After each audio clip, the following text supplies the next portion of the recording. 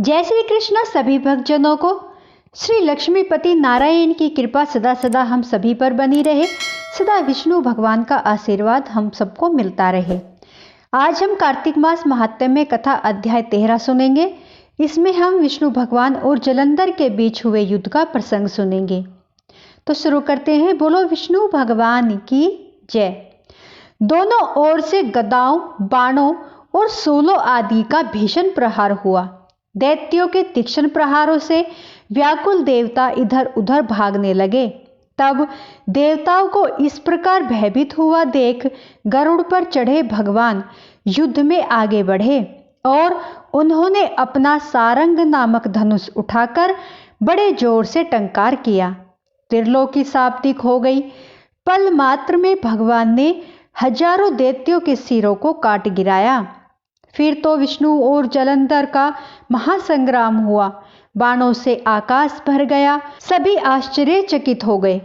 भगवान विष्णु ने बाणों के वेग से उस दैत्य की ध्वजा, छत्र, धनुष, बाण काट डाले। इससे व्यथित हो उसने अपनी गदा उठाकर गरुड़ के मस्तक पर दे मारी। साथ ही क्रोध से उस दैत्य ने विष्णु जी की छाती में भी एक तीक्ष्ण बाण मारा। उसके उत्तर में विष्णु जी ने उसकी गदा काट दी और अपने सारंग धनुष पर बाण चढ़ाकर उसको बींधना आरंभ किया। इस पर जलंधर ने भी विष्णु भगवान पर पैने बाण बरसाने प्रारंभ कर दिए। उसने विष्णु जी को कई पैने बाण मारे। वैष्णव धनुष को काट दिया। धनुष कट जाने पर भगवान ने गदा ग्रहण कर ली और शीघ्र ही जलंधर को खींचकर मारी, परंतु उस दैत्य पर कुछ भी असर न हुआ।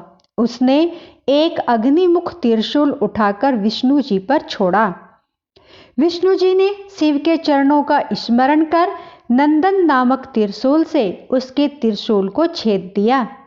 जलंधर ने झपटकर विष्णु जी की छाती पर एक जोर से मुष्टिक मारा। उसके उत्तर में भगवान विष्णु ने भी उसकी छाती पर अपनी एक मुष्टिक का प्रहार किया। फिर दोनों घुटने टेक बाहुओं और मुष्टिकों से बाहु युद्ध करने लगे। कितनी ही देर तक भगवान उसके साथ युद्ध करते रहे। तब सर्वश्रेष्ठ मायावी भगवान उस दैत्यराज से मेघवाणी में बोले, हे रण दुर्मद दैत्य श्रेष्ठ, तू धन्य है जो इस महायुद्ध में इन बड़े बड़े आयुधों से भी भयभीत न हुआ। तेरे इस युद्ध से मैं प्रसन्न हूँ। तू जो चाहे वर मांग। मायावी विष्णु की ऐसी वाणी सुनकर जलंधर ने कहा, हे भावुक, यदि आप मुझ पर प्रसन्न हैं तो यह वर दीजिए कि आप मेरी बहन तथा अपने सारे कुटुंबियों सहित मेरे घर पर निवास करें। नारद जी बोले, उसके ऐसे वचन सुनकर विष्णु जी को खेद तो हुआ, किंतु उसी क्षण देवेश ने तथास्तु कह दिया। अब विष्णु जी सब देवताओं के साथ जलंधरपुर में जाकर निवास करने लगे। जलंधर अपनी बहन लक्ष्मी और देवताओं सहित विष्णु को वहां पाकर बड़ा प्रसन्न हुआ। फिर तो देवताओं के पास जो भी रत्न आदि थे सबको ले जाकर जलंधर पृथ्वी पर आया। निशुंभ को पाताल में स्थापित कर दिया और देव, दानव, यक्ष, गंधर्व, सिद्ध, सर्प, राक्षस, मनुष्य आदि सबको अपना वंशवृत्ति बना त्रिभुवन पर शासन करने लगा। उसने धर्मानुसार सुपुत्रों के समान प्रजा का पालन किया। उसके धर्म राज्य में सभी सुखी थे। बोलो जय श्री कृष्णा। आज हमारा 13वां अध्याय यहीं पर समाप्त होता है। अब हम कार्तिक मास तुलसी जी की कथा सुनेंगे। कार्तिक त्रयोदशी यानी कि धनतेरस पर यह कथा सुनने और सुनाने से माँ लक्ष्मी प्रसन्न होती है और मनचाहा वरदान देती है। तो आज हम विष्णु भगवान और माँ लक्ष्मी की यह कथा सुनेंगे। एक समय भगवान विष्णु मृत्यु लोक में विचरण के लिए आ रहे थे। तब लक्ष्मी जी ने भी उनसे साथ चलने का आग्रह किया।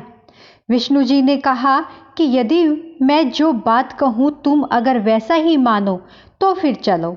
तब लक्ष्मी जी उनकी बात मान गई और भगवान विष्णु के साथ भूमंडल पर आ गई। कुछ देर बाद एक जगह पर पहुंचकर भगवान विष्णु ने माँ लक्ष्मी जी से कहा कि जब तक मैं ना आऊं तुम यहाँ ठहरो, मैं दक्षिण दिशा की ओर जा रहा हूं, तुम उधर मत आना। विष्णु जी के जाने पर लक्ष्मी जी के मन में कौतूहल जागा कि आखिर दक्षिण दिशा में ऐसा क्या रहस्य है जो मुझे मना किया गया है, और भगवान स्वयं चले गए। लक्ष्मी जी से रहा न गया और जैसे ही भगवान आगे बढ़े, लक्ष्मी जी भी पीछे पीछे चल पड़ी। कुछ ही आगे जाने पर उन्हें सरसों का एक खेत दिखाई दिया जिसमें खूब फूल लगे थे। सरसों की शोभा देखकर वह मंत्रमुग्ध हो गई और फूल तोड़कर अपना श्रृंगार करने लगी। बाद में आगे बढ़ी। आगे जाने पर एक गन्ने के खेत से लक्ष्मी जी ने गन्ने तोड़कर रस चूसने लगी। उसी क्षण विष्णु जी आए और यह देख लक्ष्मी जी पर नाराज होकर उन्हें शाप दे दिया कि मैंने तुम्हें इधर आने को मना किया था, पर तुम न मानी और किसान की चोरी का अपराध कर बैठी। अब तुम इस अपराध के जुर्म में इस किसान की 12 वर्ष तक सेवा करो। ऐसा कहकर भगवान उन्हें छोड़कर क्षीर सागर में चले गए।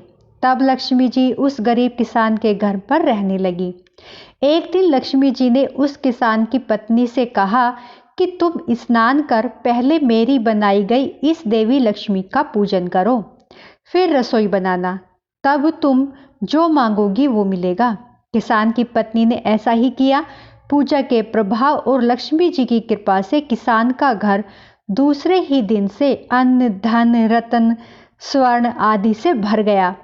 लक्ष्मी ने किसान को धन धान्य से पूर्ण कर दिया। किसान के 12 वर्ष बड़े आनंद से कट गए। फिर 12 वर्ष के बाद लक्ष्मी जी जाने के लिए तैयार हुई। विष्णु जी लक्ष्मी जी को लेने आए तो किसान ने उन्हें भेजने से इनकार कर दिया। तब भगवान ने किसान से कहा कि इन्हें कौन जाने देता है, यह तो चंचला हैं, कहीं नहीं ठहरती, इनको बड़े बड़े नहीं रोक सके। इनको मेरा श्राप था, इसलिए 12 वर्ष से तुम्हारी सेवा कर रही थी। तुम्हारी 12 वर्ष सेवा का समय पूरा हो चुका है। किसान हठपूर्वक बोला कि नहीं, अब मैं लक्ष्मी जी को नहीं जाने दूंगा। तब लक्ष्मी जी ने कहा कि हे किसान, तुम मुझे रोकना चाहते हो तो जो मैं कहूँ वैसा करो। कल तेरस है, तुम कल घर को लीप पोत कर स्वच्छ करना, रात्रि में घी का दीपक जलाकर रखना और सायंकाल मेरा पूजन करना। एक तांबे के कलश में रुपए भरकर मेरे लिए रखना, मैं उस कलश में निवास करूंगी, किंतु पूजा के समय मैं तुम्हें दिखाई नहीं दूंगी। इस एक दिन की पूजा से वर्ष भर मैं तुम्हारे घर से नहीं जाऊंगी। यह कहकर वह दीपकों के प्रकाश के साथ 10 दिशाओं में फैल गई। अगले दिन किसान ने लक्ष्मी जी के कथा अनुसार पूजन किया। उसका घर धन धान्य से पूर्ण हो गया। इसी वजह से हर वर्ष धनतेरस के दिन लक्ष्मी जी का पूजन किया जाता है। तो हे माँ लक्ष्मी, जैसे आप उस किसान पर प्रसन्न हुई, उसके घर पर आपने वास किया, वैसे ही कथा सुनते, हुंकारा भरते सब पर अपनी कृपा करना, सबके घर में वास करना, सबकी मनोकामना पूर्ण करना। बोलो जय माँ लक्ष्मी। जय श्री कृष्णा। दोस्तों, आज हमारी वीडियो यहीं पर समाप्त होती है। पसंद आई हो तो प्लीज़ दोस्तों लाइक, सब्सक्राइब, शेयर जरूर करें। जय श्री कृष्णा।